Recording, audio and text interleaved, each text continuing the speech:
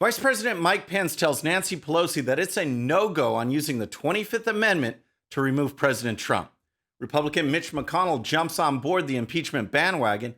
Plus, Parler CEO John Matzey fires back at big tech. All that and more. I'm Bobby Eberle. This is a 13-minute news hour. And God bless the United States of America.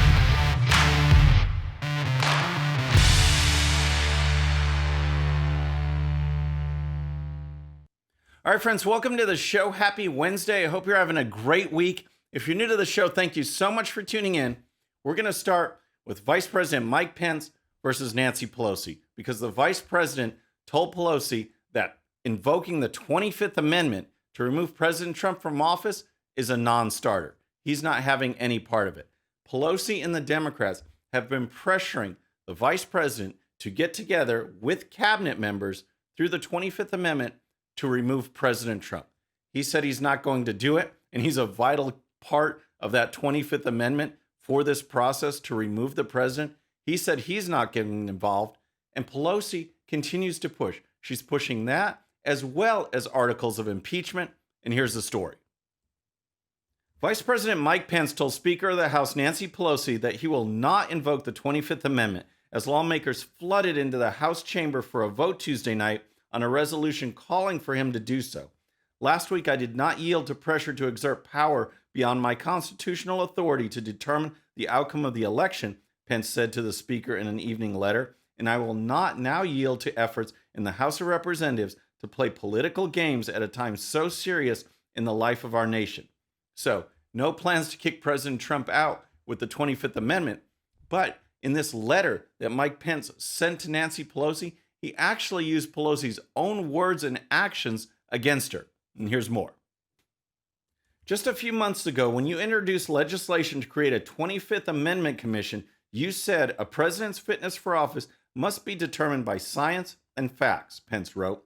You said we must be very respectful of not making a judgment on the basis of a comment or behavior that we don't like, but based on a medical decision. Madam Speaker, you were right, the vice president added. Pence urged her to reconsider pushing forward with actions that he believes would further divide and inflame the passions of the moment. So what Mike Pence was referring to was the wording of the 25th Amendment, because as it stands, it says that the vice president, along with majority of the cabinet or a body designated by Congress, they've never designated some other body. So to invoke the 25th Amendment, as Pelosi is pushing, you need the vice president and the majority of the cabinet. But it can be some other body if Congress passed legislation to do that. And this is this 25th Amendment Commission that Pelosi was trying to push. And if you recall, we were wondering, what is the deal? Is this to try and get President Trump out of office? Or is this in case Joe Biden becomes president, who's, he's lost it upstairs? This is a way to get him out for medical reasons without having to use a cabinet picked by Joe Biden, that's obviously supportive of Joe Biden. So that didn't go anywhere, but that's what Mike Pence was referring to. That's the 25th Amendment. It's a no-go. Good job for Mike Pence. So next, let's talk about impeachment. We have to talk about those proceedings. But first, if you're new to the show or haven't subscribed yet, please subscribe. And when you do, please hit that bell so you'll be notified. We're making our push for 150,000 subscribers, and we can do it with your help. All right. In the first segment, talked about the 25th Amendment. Now, Nancy Pelosi is continuing to push impeachment, and it seems like President Trump's circle of supporters is shrinking because more Republicans are joining on board, including Senate Majority Leader Mitch McConnell, who says he believes that President Trump did commit impeachable offenses. And here's the story. Sources say Senate Majority Leader Mitch McConnell is furious with President Trump, done with him, and the two men have not spoken recently. I am told McConnell is angry about the president's actions leading up to the riot last Wednesday. McConnell also blames the president's comments and actions for losing the Republican majority in the Senate 1 week ago today. There is some reporting suggesting McConnell is pleased about House Democrats moving forward with impeachment. I'm told that is not the case. But sources say McConnell does see this could potentially help rid the Republican Party of both President Trump and his movement. Rid the Republican Party of both President Trump and his movement. Think about that. Think about these establishment Republicans that we have to deal with to get anything done.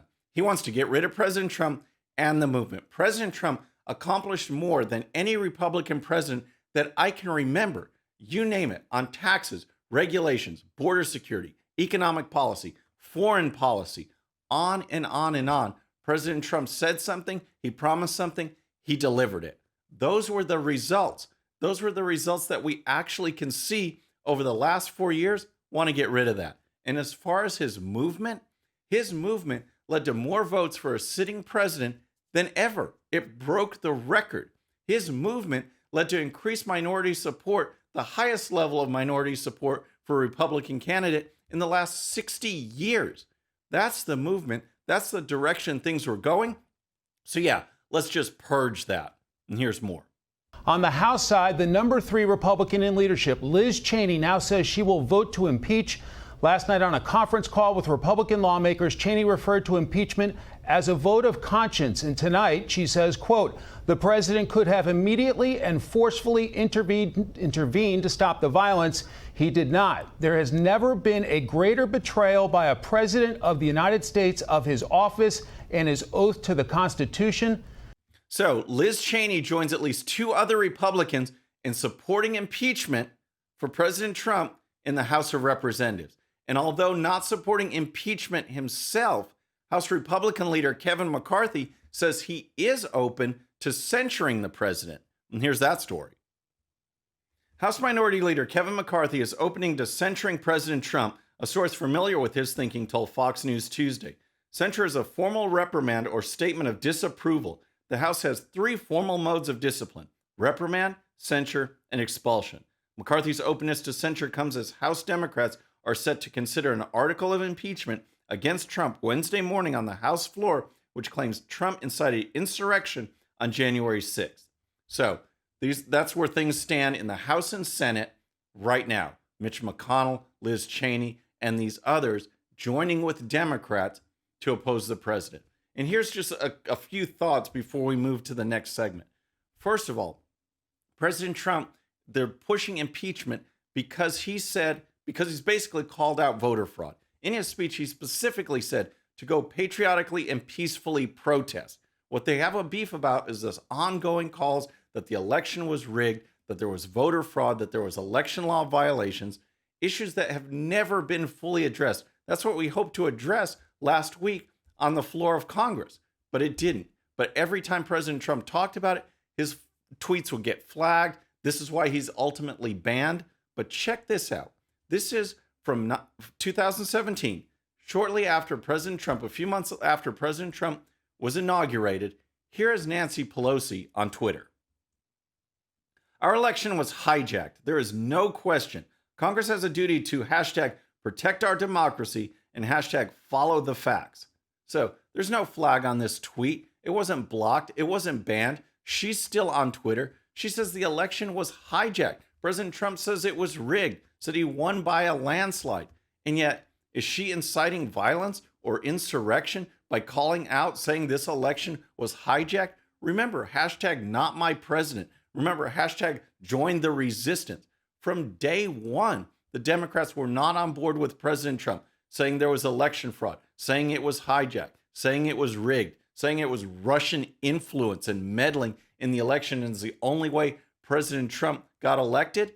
Nothing was done to those Democrats, nothing at all. The other beef I have with what's going on right now in the House and Senate is this fact that there's word that Kevin McCarthy has told House Republican members, don't have retribution against other GOP members if they vote to impeach President Trump, because it's a vote of conscience. So you can stand up and impeach the president, and it's a vote of conscience. But if you stand up and fight for election integrity, voter integrity, one of the most important aspects of our constitutional republic, if you stand up for that, you should be thrown out of Congress. That's what they're saying, that you are part of the problem, that you are part of the violence because you wanted to speak out on the results of the election. A vote of conscience if you vote to impeach President Trump, but expulsion if you stand up for election integrity. Think about that. So next, let's talk about Parler, because their CEO is firing back at big tech. And it's just been an amazing few days, folks. As John Matzey was saying on Tucker Carlson the other night, this took him completely by surprise because Parler's going along, growing and growing and growing. As people are getting frustrated with Twitter, they're leaving Twitter, they're going to an alternative. They're leaving Twitter, going to an alternative, and big tech says, that's not enough. We don't want you off our platforms. We want you gone altogether. So Apple steps forward, says, I'm going to take the app off our app store. Google steps forward. We're going to move the app from there. Then, if that's not enough, people said, okay, well, I can't use the app. I'll go to their website directly, use Parler from there. Nope. Those website is hosted by Amazon. Amazon pulled the plug over the weekend. There's no Parler right now. So, as I mentioned, John Matzey was talking to Tucker Carlson, and here's his comments on this coordinated effort to bring down Parler from Apple, Google, and Amazon. What's really interesting is that they all did it on the same day, those three, without any prior warning. We woke up on Friday thinking business, well, never business as usual at Parler, but at least as close to usual as possible. We were number one on the App Store. We had 7 million, almost 7 million unique people on the app that day. And we get a notice, you're in violation of our terms, one after another. But we found out first, in some cases, not from the companies, but from BuzzFeed. So as Matzey points out, Parler didn't even find out from these companies. They found out from news stories. They weren't even notified by Apple and Google and Amazon. They found out third party. And then the pressure is so intense to keep Parler off the internet because they've gone to other web hosting companies. Matzey said they were about to make a deal to get back online. That company bailed out. They went to another company. That company bailed out. So they are looking to find a web hosting so they can just get back on, so people can use this platform that is dedicated to free speech. It is shut down because they are advocates, proponents of free speech. Think about that. All right. So next, let's talk about what's going on in the news, folks, because you've probably heard there's been some reshuffling of news organizations. The lineups are being reshuffled, in particular CNN. CNN announced that Jim Acosta, their White House correspondent, the one who was a thorn in President Trump's side from day one, he's leaving the White House for an anchor position at CNN. He's going to be an anchor. But it's not only CNN that's reshuffling. Fox News is reshuffling. Part of it has been because of the hit that they've taken in the last couple months, the ire that they've drawn from conservatives. And here's the story. The rise of Newsmax TV has caused a major shakeup at Fox News, which announced Monday that its early evening show host, Martha MacCallum, has been demoted back to an early afternoon slot, among other changes to the lineup. Newsmax's consistently strong numbers during the day, and especially the 7 p.m. Eastern slot, has caused panic at Fox, which rarely makes lineup changes. Newsmax said in a statement Monday, adding with a wink, the Fox is on the run. So, is Fox News on the run? I don't know about that, but there's no doubt that Martha MacCallum in that 7 p.m. Eastern time slot was secure, was doing well. She was at number one. Then we get to the election and post-election and the comments made by Chris Wallace and others at Fox News blasting the claims of election fraud, denouncing that every time they could. That made a difference. Greg Kelly, the host of the competing show on Newsmax, his ratings surged. And now Martha MacCallum sits at number 3 in the ratings behind CNN and MSNBC. And here's more. MacCallum will be moved to the 3 p.m. spot and replaced by news show Fox News Primetime with host to be announced. The changes will debut on January 18th. Other changes include that Harris Faulkner will no longer host Outnumbered Overtime at 1 p.m., but will host a news show, The Faulkner Focus, at 11 a.m.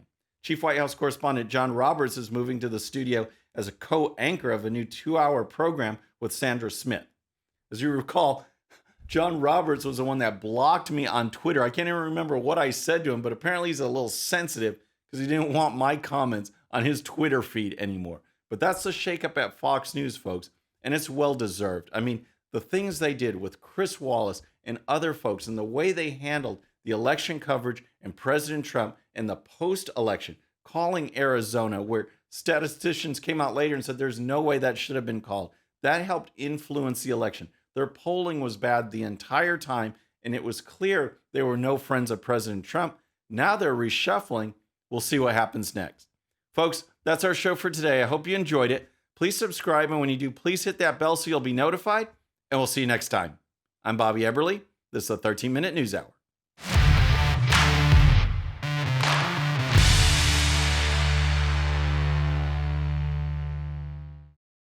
Okay, friends, thanks so much for watching. And before you go, please hit that subscribe button, hit that bell so you'll be notified. And here's a special video just for you so you can watch even more of the 13-Minute News Hour. And don't forget to check out GOPUSA.com for the best in conservative news and commentary. We'll see you next time.